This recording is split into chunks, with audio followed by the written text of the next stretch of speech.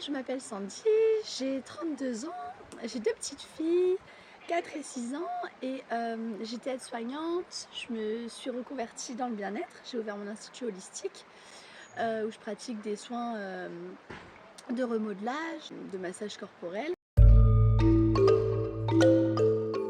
Je me suis formée, il y a pas longtemps à la Kundalini Activation et donc c'était un petit peu la suite logique pour moi de faire, le breathwork, sachant que, le breathwork c'est le travail du souffle quoi. On est dans un premier souffle et on part dans un dernier souffle, donc c'était aussi une autre façon de faire circuler l'énergie vitale, de travailler sur les libérations émotionnelles, sur les traumas, les blocages et voilà pourquoi j'ai entrepris cette formation.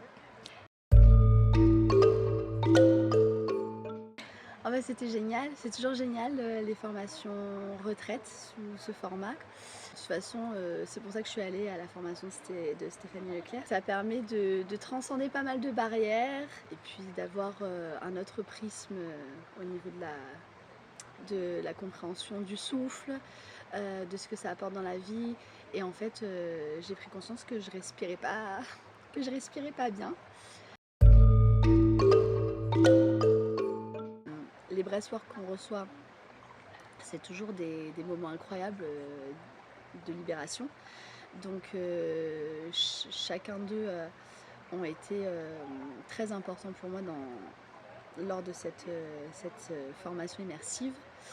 Et aussi de prendre conscience justement que j'avais pas d'amplitude dans le ventre. Ça a été deux moments importants.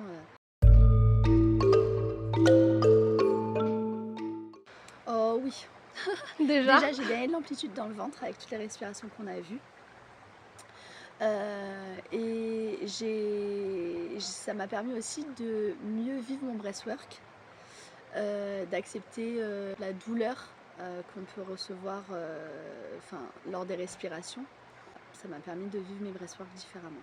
J'ai encore passé des strates de libération. Alors il y a eu beaucoup de libération, mais aussi beaucoup de plénitude comme dont elle parle Stéphanie. Et c'est vraiment kiffant.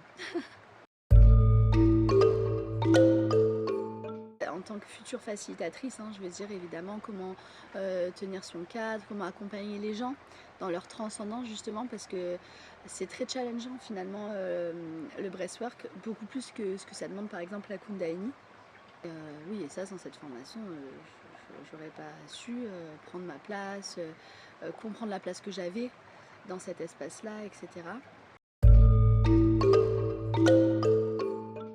Ça change quand même, parce que moi j'ai quand même la formation de la Kundalini, et en Kundalini comme on parle pas beaucoup, c'est vrai que je me posais quand même beaucoup de questions par rapport à ça, mais c'était hyper bien les groupes où voilà, on a toutes les postures et finalement ça permet grand angle, une vision grand angle, et ça permet de mieux capter comment on gère son temps, à quel moment faut inclure les instruments, à quel moment faut parler, à quel moment faut se taire. C'est beaucoup plus éclairé. Ouais. J'ai trop hâte de pouvoir tenir mes espaces et de compléter en plus avec d'autres cordes à mon arc, quoi. Je dirais amplitude. Quand on est là, on a plus envie de repartir. On est bien dans l'immersion, un peu coupé du monde normal. Je sais pas si c'est le bon mot, mais c'est quand même un espace hors du temps. On est vraiment en immersion tous ensemble et on vit des choses tellement transcendantales que après, va falloir intégrer le fait de retourner dans la vie quotidienne et de reprendre son rythme, etc.